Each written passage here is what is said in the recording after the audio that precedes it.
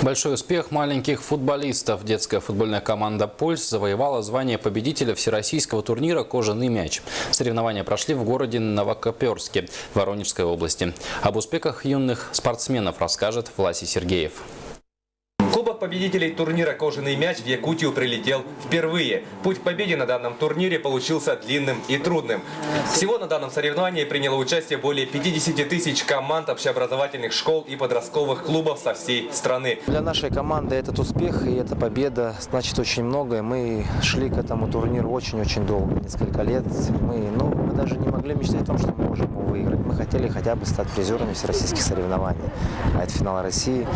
И для нас, я думаю, для нашей команды детского футбольного клуба «Пульс» это будет отправной точкой какой-то в будущем, что действительно вот эти дети наши, они будут играть в командах мастеров, скорее всего. Я думаю, что они полюбили эту игру на всю жизнь. По итогам финальной части турнира были названы лучшие игроки «Кожаного мяча». Неудивительно, что среди них оказались ребята из «Пульса», одержавшего столь красивую победу на данном соревновании. Лучшим игроком турнира был признан Игорь Пономаренко, а сильнейшим среди защитников стал капитан «Пульса» Никита Фурин.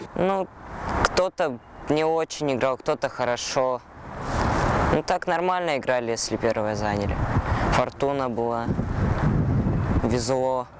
Только Салане не повезло, там мяч летел мимо ворот всегда.